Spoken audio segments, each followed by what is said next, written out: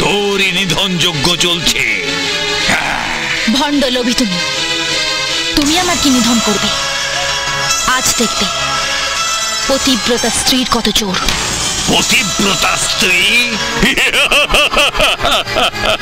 শোন, কাক ময়ূরের পালক লাগালেই ময়ূর হয় না। গেরুয়া বস্ত্র পরলেই সন্ন্যাসী হওয়া যায় না।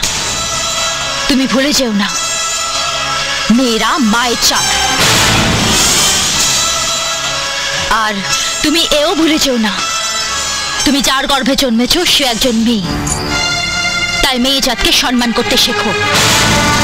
স্বয়ং যমও কিন্তু বাধ্য হয়েছিল সাবিত্রীর জন্য সত্যবানকে ছাড়তে,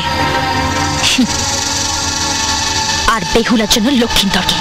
তুই যাদের কথা বলছিস তারা সবাই ছিল মানবী, তুই কিন্তু নাগিন। আজ তুমি নাগিনের খেলাই দেখবে। মণিটা কোথায় রেখেছিস বল। লোভী শয়তান ভণ্ড সাধু, তুমি নাগমণি পাওয়ার জন্য এত লালায়িত? হ্যাঁ, আমি জানি ওই নাগমণিটা পেলে আমি বিশ্বের একমাত্র শক্তিশালী তপস্বী হব, যার ইচ্ছাটাই হবে শেষ ইচ্ছা। তোমার এই ইচ্ছে কোনোদিনও পূর্ণ হবে না।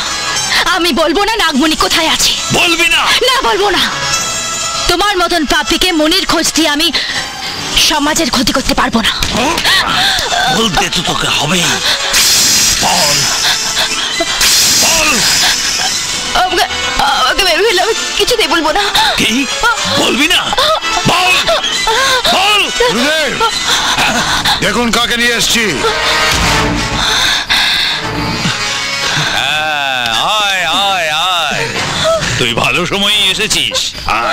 এখন আপনি ওকে যা বলবেন ও তাই শুনবে।